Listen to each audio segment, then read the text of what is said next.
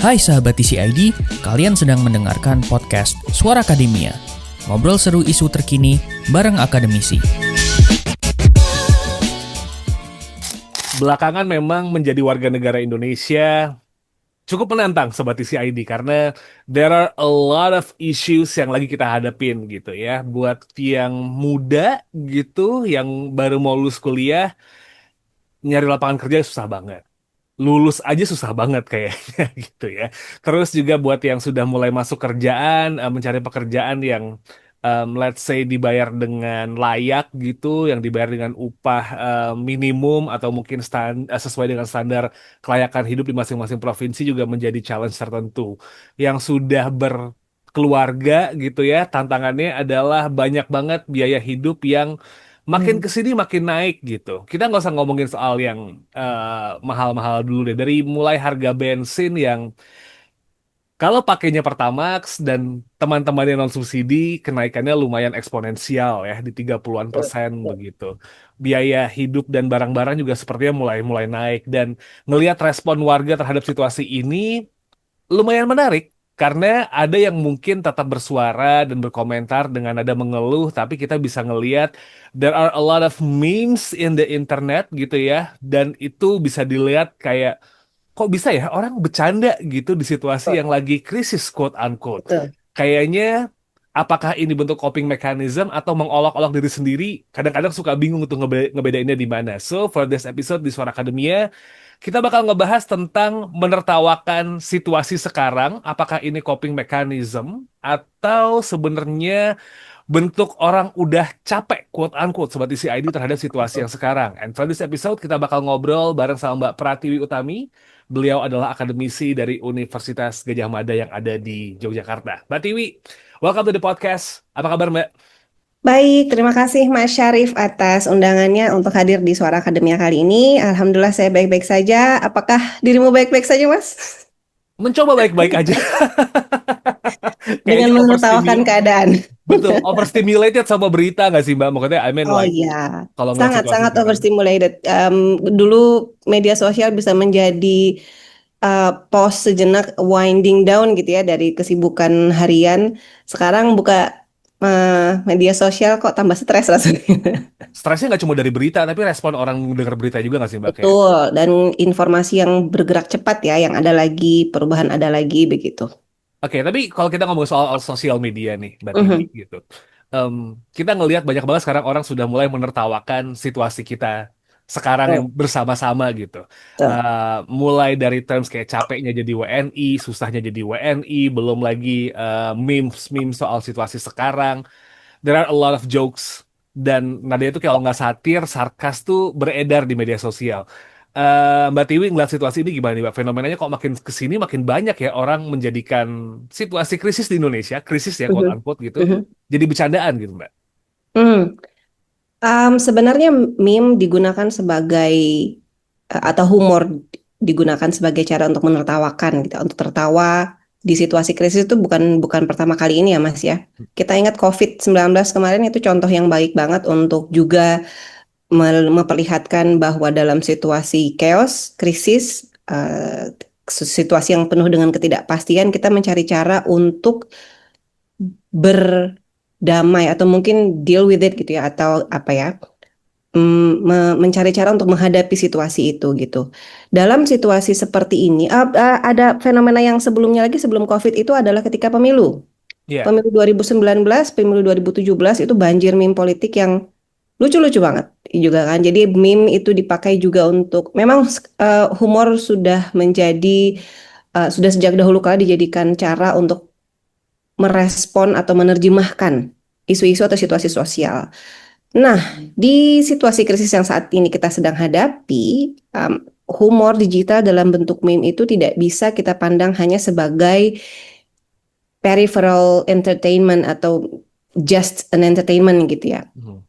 Tapi kita perlu memahaminya sebagai bentuk komunikasi publik sehari-hari. Jadi meme ini karena dia kolektif ya, kemudian partisipatoris karena dia meme itu kemudian bisa diolah kembali, bisa dimodifikasi, diimitasi, dimodif dan redistribusi begitu ya.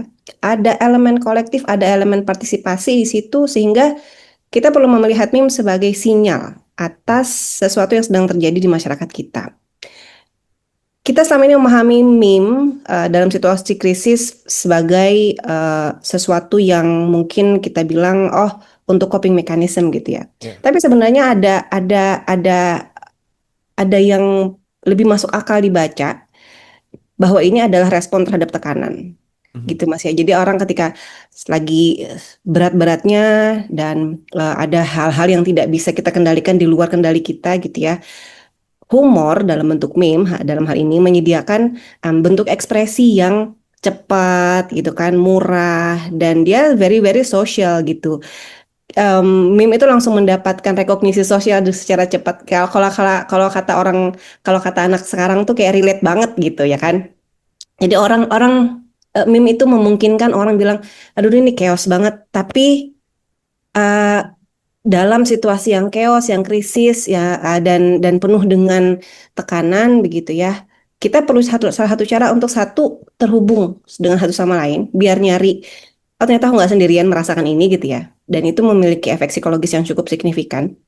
Yang kedua, kita perlu punya channel untuk mengekspresikan itu semua dengan cepat dan mudah. Karena kalau misalnya kita bandingkan dengan cara ekspresi yang lebih formal begitu ya, misalnya lewat artikel analisis atau esai, ya tidak apa-apa, bisa juga tentu saja. Cuman kan itu memerlukan waktu. Sementara kalau meme dia akan cepat menyebar, cepat juga dirasakan efek relate-nya itu tadi ya di masyarakat gitu, sehingga um, ada kesempatan untuk pause, untuk berjarak dengan isu, dengan konfliknya. Gitu. Jadi tadinya kita marah, tadinya kita bingung, tadinya kita cemas, begitu ya. Dengan tertawa, dengan merasakan, oh ada orang lain yang juga merasakan seperti saya, kita jadi memiliki jarak emosional dengan konflik dan itu penting ternyata dalam cara kita mengelola emosi dan mengelola diri di situasi krisis. Mungkin itu dulu, Mas. Oke, tapi juga penyebaran meme dan juga ngerespon dengan jadi bahan bercanda ini juga kayak apa ya, hasil dari perubahan zaman juga nggak sih Mbak Tiwi gitu? Karena kan dulu kayaknya kalau untuk mengkritik kesannya lumayan serius gitu ya. Mm-mm. Kritik tuh turun ke jalan, bikin tulisan begitu. Sesekali nyentil paling kalau kita balik ke era-era mungkin before COVID atau mungkin sebelum tahun 2000, mungkin lewat film, karya musik gitu dan sometimes serius gitu penyampaiannya. Let's say film Warkop DKI atau kalau musik kayak band-band punk atau mungkin kayak sekilas Rage Against the Machines gitu. Cuma sekarang kayak approach-nya beda gitu. Apakah karena emang perkembangan zaman juga ngefek, akhirnya orang jadi begini atau gimana nih Mbak? Betul. Tentu saja ada peran teknologi di situ ya, Mas ya. Meme ini membuat kita punya cara atau punya metode untuk memastikan ekspresi kita itu bisa tersampaikan, akan tetapi dengan cara yang lebih mudah, dengan cara yang tidak tidak sulit, tidak ribet begitu ya. Tentu ada faktor teknologi di situ tentu saja.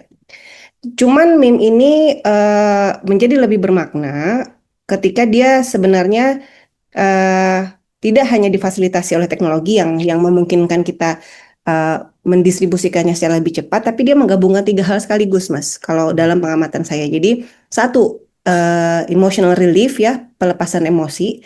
Yang kedua pembentukan rasa solidaritas, dan yang ketiga di saat yang sama kita bisa mengkritik aktor atau pihak yang mungkin menjadi penyebab krisis tersebut gitu. Jadi dia menjadi medium yang secara efektif bisa menggabungkan tiga hal tersebut gitu ya. Dan dengan teknologi dia jadi mudah diamplifikasi, dia jadi mudah disebarin, dia mudah mencapai pihak-pihak yang mungkin enggak akan tercapai kalau tidak dengan menggunakan meme gitu. Nah, ini menarik nih, Mbak. Karena kalau kita berbicara soal meme, tadi kan ini kan bisa dibilang kayak emotional release gitu ya, Mbak ya. Ya, ya. Marah, marah, marah, itu dibercandain aja deh begitu. Mm-mm. Kenapa nih ada kecenderungan orang sekarang lately gitu mending menertawakan hal-hal yang sebenarnya bikin dia nggak tenang nih Mbak. Apakah memang mungkin humor itu tuh dianggap coping mechanism yang efektif atau mungkin apa ya, stress emotional release yang efektif atau mencoba untuk ngebawa semua orang menjadi ini lebih enteng dan relate gitu Mbak. Keduanya sih, keduanya bisa benar, Mas. Tapi mungkin tidak selalu dalam proporsi yang sama di setiap Hmm. konteks ya.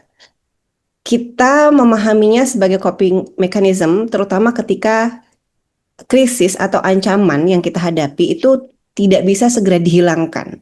Dan orang-orang membutuhkan cara untuk menahan beban emosionalnya gitu kan. Hmm.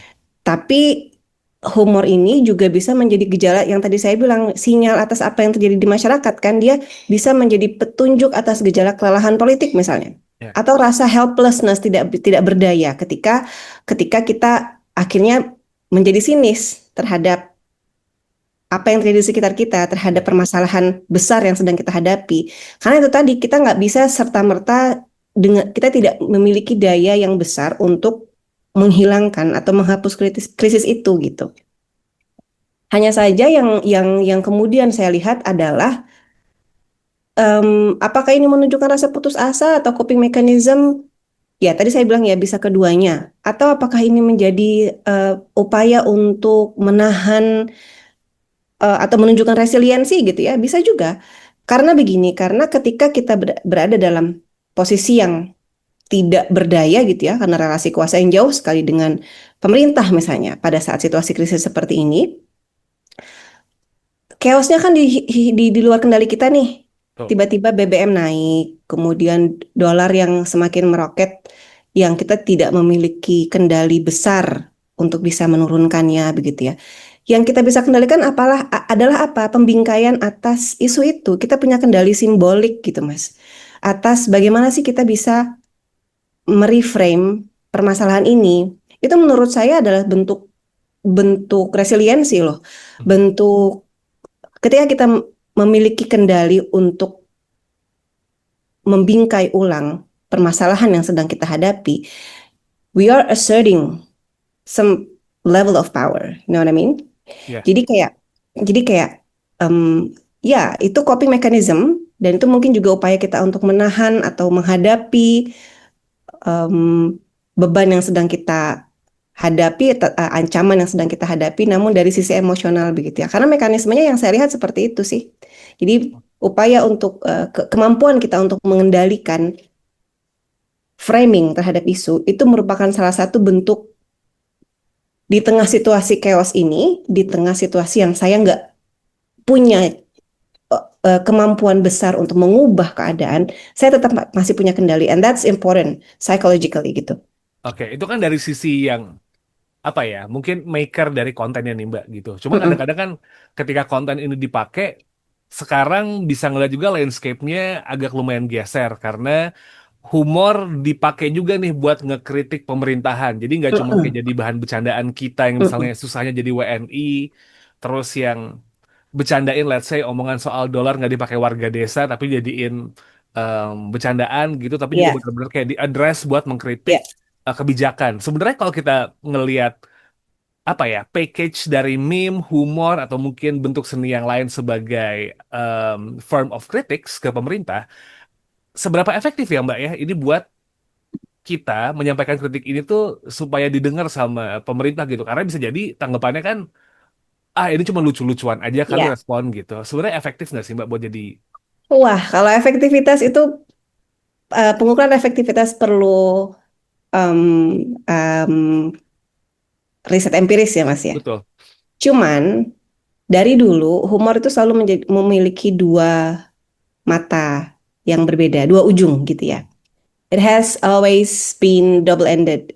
Jadi satu, selalu ada perdebatan mengenai efektivitas humor. Satu, itu dianggap bisa, well humor, kritik, dan satir itu bisa melunakkan kritik, ya kan?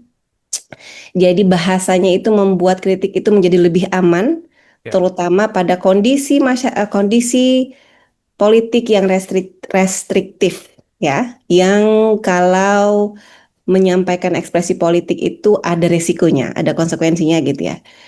Satir, humor selalu bisa melunakkan itu. Jadi dia kritik yang berwajah bercandaan gitu. Ya. Itu adalah satu satu sisi dari humor. Selalu selalu debatnya selalu muncul sejak sejak dahulu kala. Yang sisi lainnya adalah bahwa kemudian humor dan satir itu membuat orang terfokus pada lucu-lucuannya, bukan pada isunya gitu ya. Dan yang kita lupa adalah, mungkin bukan yang kita lupa, yang kita sering lewatkan adalah ada bahwa keduanya bisa berjalan beriringan, yang kita sebut atau yang kita kenali dengan ambivalensi. Dua-duanya bisa gitu, dan tidak menegasikan satu sama lain kalau dalam pengamatan saya. Karena riset saya waktu S3 kebetulan juga tentang meme, dan itu ngomongin tentang meme waktu Pilpres 2019. Saya mengamati debat meme yang muncul setelah debat politik. Yang saya temukan salah satunya adalah bahwa orang nonton debat hanya untuk biar bisa bikin meme, bukan untuk mengetahui program eh, capres, bukan untuk melihat visi misi, tapi biar nungguin punchline, nungguin ada yang bisa dibikin meme habis itu gitu kan.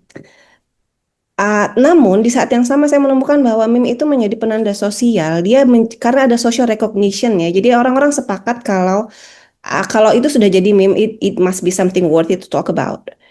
It must be something trending, something yang harus kita perhatikan, harus kita obrolin. Yang ini menjadi layak dibicarakan gitu. Itu yang ditemukan, sehingga setidaknya meme ini satu channel yang penting menurut saya sebagai sumber informasi. Orang jadi tahu, oh ada apa lagi ini gitu kan. Ada apa lagi ini tentang 10 tambah 6 misalnya begitu kan. Atau ada apa lagi ini tentang My Little Bolu Ketan, apa ini gitu kan. Orang jadi menjadi tertarik untuk mengetahuinya karena sudah viral nih, dan sudah diduplikasi dengan berbagai macam versi. Apalagi kalau udah masuk TikTok, di stitch lah, apalah gitu kan. Nah, keduanya tidak kemudian saling menegasikan. Kalau soal efektivitas, Mas, itu harus dijawab dengan riset empiris. Akan tetapi, memang harus diakui bahwa meme punya potensi untuk mengumpulkan isu dan orang menjadi hanya fokus pada lucu-lucuannya saja. Like I'm just here for the meme gitu kan. Dan itu terbukti kemarin yang di lagu MBG dan My Little Bolu Ketan ya. Itu salah satu meme yang tidak secara pribadi saya tidak melihatnya lucu atau tidak melihatnya sebagai satu yang dapat menggabungkan ketiga hal tadi ya, karena kemudian dia menjadi over viral dan kehilangan konteks dalam memahami kritik yang sebenarnya muncul dari balik itu. Dan justru meme-meme yang seperti ini dapat menjadi senjata bagi penguasa untuk mempergunakan, oh ada suara seperti ini mengenai sejumlah aktor dalam pemerintahan, which means probably if they have positive sentiment on the network analysis, kalau ada sentimennya positif, kalau dia dibicarakan, must be something positive then gitu kan. Kalau kita tidak bisa memaknai meme-nya. So, saya melihat meme itu ambivalen. Apakah dia bisa menjadi alat yang efektif untuk menggoyang penguasa gitu, atau bisa menghentikan krisis gitu ya. Saya pikir tidak akan mungkin bisa kalau hanya meme saja. Ya kan, karena yang kita hadapi adalah masalah sistemik, maka harus ada perubahan sistem juga gitu. Perubahan di dalam sistemnya juga harus ada. Namun dan satu hal yang perlu diingat adalah meme tidak bisa dijadikan salah satu-satunya penyangga perubahan. Artinya begitu ya. Akan tetapi dia bisa membuat everything is more bearable. Dan kita punya cara untuk melihat atau menghadapi krisis ini menjadi sesuatu yang sedikit tertahankan, sedikit ringan, dengan menertawakan diri sendiri itu tadi. Because it's the easiest, menertawakan diri sendiri, kemudian menertawakan apa yang kita hadapi itu sesuatu yang mudah dan aman kalau dalam konteks konsekuensi politik atau konsekuensi legal yang muncul gitu.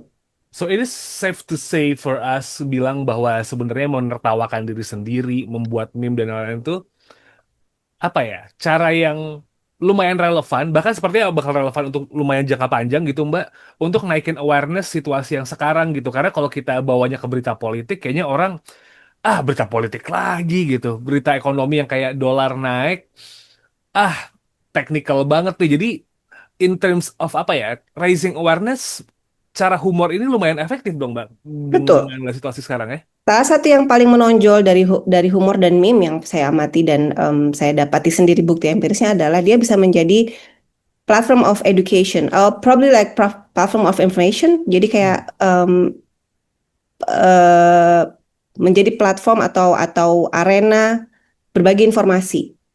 Karena melalui meme kita menjadi tahu ada tren apa lagi yang terbaru, isu sosial politik atau budaya dan ekonomi terbaru apa lagi yang sedang beredar. Ya, untuk dalam hal sebagai sumber informasi dan sebagai pemantik awal untuk raising awareness, ya, meme menjadi salah satu cara yang cukup efektif dan cukup berperan di sini. Oke. Nah, tapi kita berbicara lagi soal gagal menangkap meme nih, Mbak. Mm-mm, Begitu. Ya, sound My Little Bolu Ketan, begitu mm-mm, ya. Itu disalah tangkapin tuh gitu. Itu mm-mm. kan berawal dari framing Menteri SDM kita, begitu, Ya, komen-komentar dicatatin satu-satu, dimasukin ke mm-mm, AI jadi lagu. ya, em, Niatnya buat bercandain bahwa ini orang dapat sorotan negatif tapi sekarang geser gitu. Em, apa namanya, persepsinya bahwa dia jadi kayak bersih gitu, jadi kayak orang yang sesuai positif. Terus juga innocent gitu ya, lucu iya, gitu. noncalan gitu kayaknya, nggak Yes. hal Mm-mm. kayak gitu. Terus juga humor-humor satir kayak pemilu 2024, kayak misalnya pernyataan sikap beberapa kelompok memilih paslon tertentu karena berangkat dari prinsip Phoenix Rise from the Ashes gitu. Mm-mm. Paslon ini akan diyakini bisa membuat Indonesia jadi ashes, jadi akan ada Phoenix muncul. Salah tangkap ini nih Mbak, ada potensi-potensi negatif yang bisa kerasa nggak ya Mbak ya ke publik gitu, atau mungkin gimana nih Mbak Tiwi ngeliatnya situasi bahwa ada humor yang satir, niatnya buat ngasih tahu ada isu yang parah banget loh, tapi malah salah tangkap dan orang bilang kayak, wah sentimen positif nih, ini dukung kita nih gitu. Mbak Tiwi ngeliatnya gimana Mbak? Ini berkaitan dengan kendaraan yang membawanya sih Mas. Oke. Jadi kendaraan yang membawanya itu media sosial ya. Dan ini Ya. memang sudah menjadi ini menjadi perdebatan umum media sosialnya sendiri. Enggak meme pun media sosial memiliki kecenderungan untuk simplifikasi informasi ya. Apalagi dengan yang saat ini kita miliki TikTok misalnya gitu kan, atau bentuk-bentuk video konten lah, bentuk-bentuk Ya. konten yang berpotensi untuk melepaskan konteks dari isu yang sesungguhnya. Hmm. Ini problematiknya ada di kendaraan yang bawanya, di media sosialnya. Karena itu kita perlu memahami bahwa uh, kenapa meme punya kecenderungan atau konten sih Mas, konten secara umum di media sosial itu punya kecenderungan bisa lepas dari apa yang sebenarnya menjadi tujuan utama konten itu gitu ya.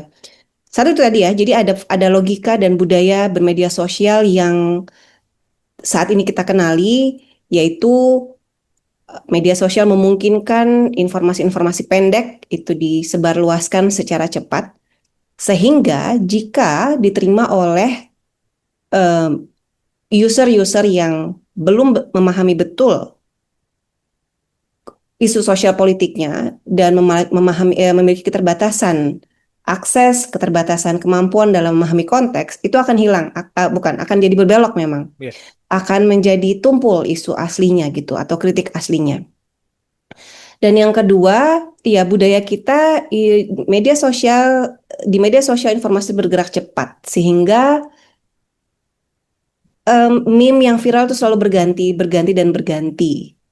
Muncul lagi dan muncul lagi. Dan memang bisa saja menjadi kesulitan buat kita untuk keep up with all of that gitu ya.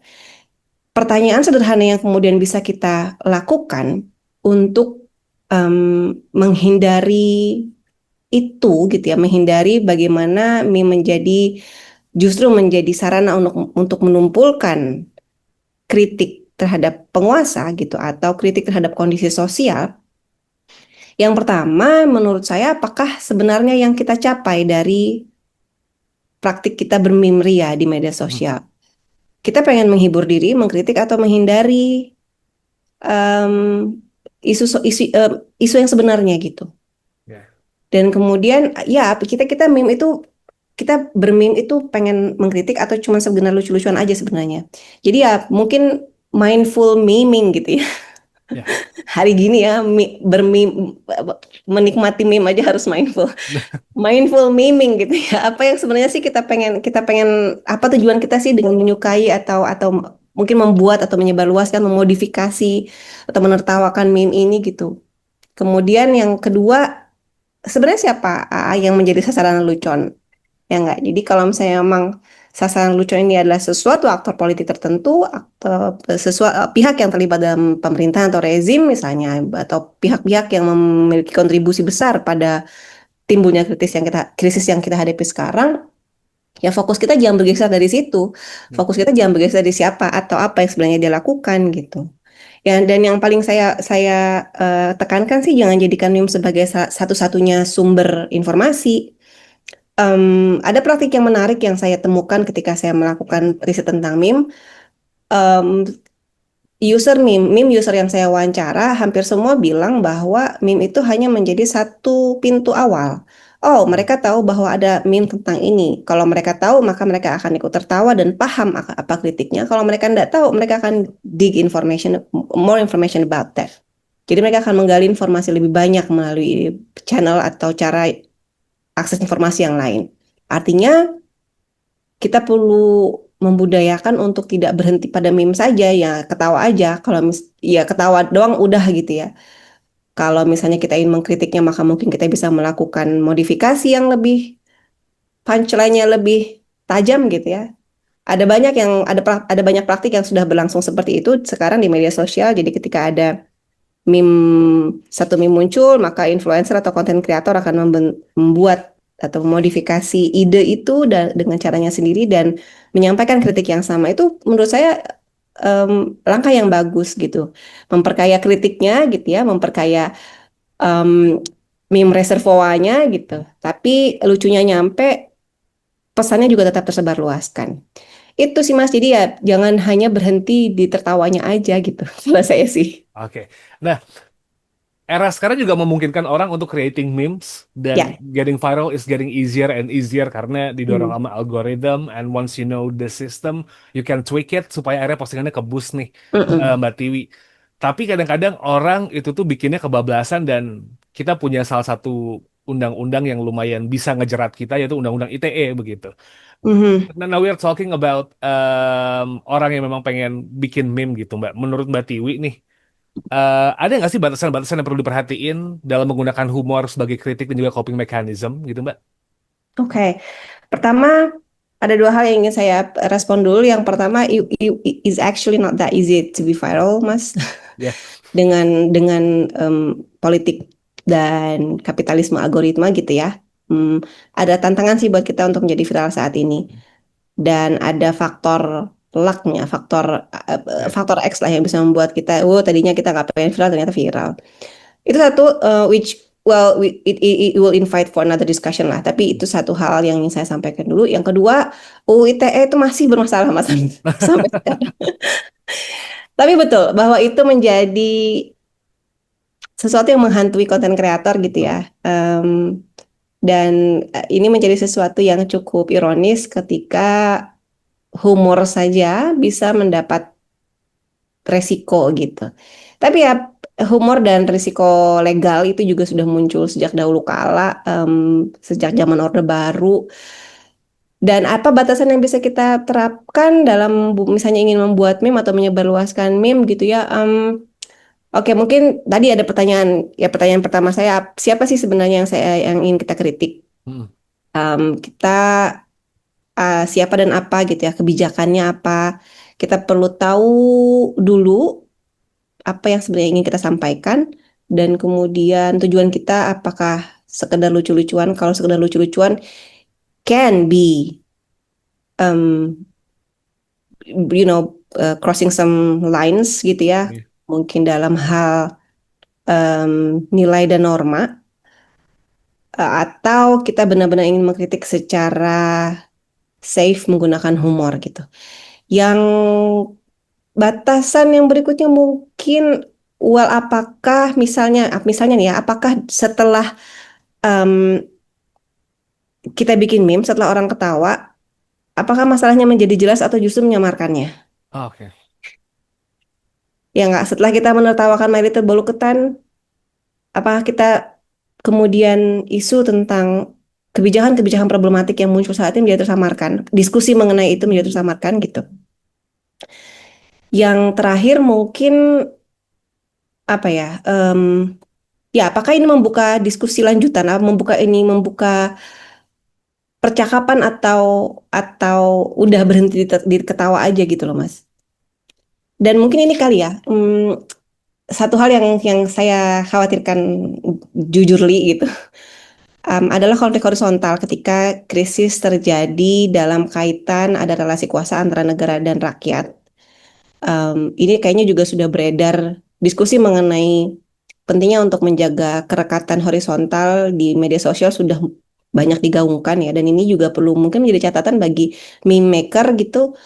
Kalau bikin meme, adakah saudara kita yang akan tersakiti dengan meme ini gitu? Karena jika ada, maka senjata kita ke atasnya menjadi nggak nyampe dong. Kalau memang meme itu untuk ditujukan untuk mengkritik penguasa, maka let's focus on that gitu. Itu kali Mas. Ya kali ya untuk Oke. saat ini. Seru sih sebenarnya kalau ngebahas soal cara coping mechanism dan juga penggunaan humor gitu untuk merespon situasi sekarang. Tapi karena kayaknya kita kebatas sama durasi, takut dimarahin Baik. produser gitu, Mbak Tiwi. Maybe ada hal-hal yang mungkin pengen disampaikan dan belum sempat kesampaian dari obrolan kita dari awal sampai sekarang nih, Mbak. Oke, kalau simpulan ya,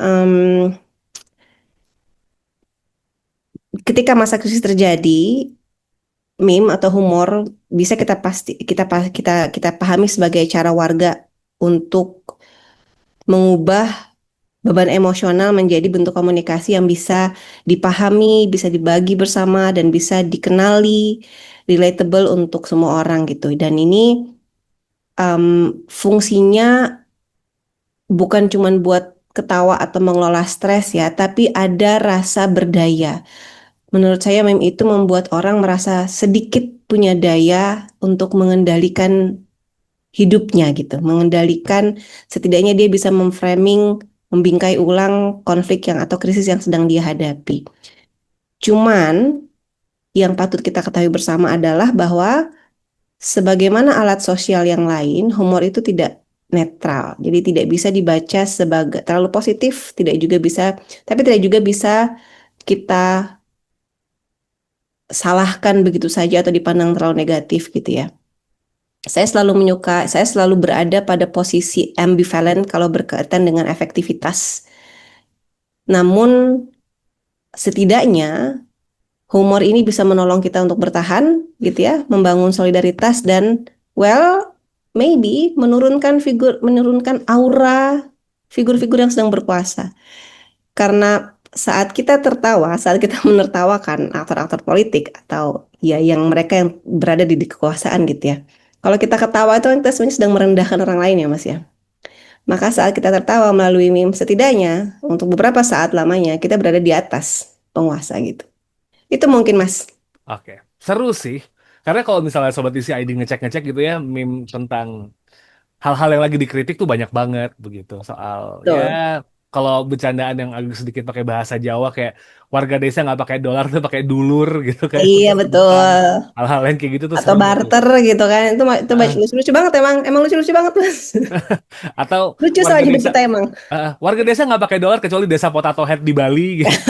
Betul. Kayak gitu-gitu lumayan rame. But anyway, Mbak Tiwi, thank you so much for the time buat ngobrol kali ini. It's such an honor for Sama-sama. us untuk ngobrol. Sukses buat apapun yang sedang dijalankan dan juga direncanakan. Dan Sobat TCID, thank you so much for listening to this episode. Don't forget to follow our social media di @conversationidn. Kami ada di X, Instagram, Threads, Facebook, TikTok, you name it, semua sosial media kami ada. And don't forget to follow our Spotify channel di Suara Akademia gitu ya. Rating 5 kalau kamu suka. If you have any comments buat episode kali ini, bisa join di kolom comments. Dan subscribe our YouTube channel di Conversation Indonesia. Saya Muhammad Syarif signing out. I'll see you on next episode Sobat TCID. Once again, thank you so much for listening. Have a nice day and wassalamualaikum. Terima kasih. Suara Akademia, ngobrol seru isu terkini bareng akademisi.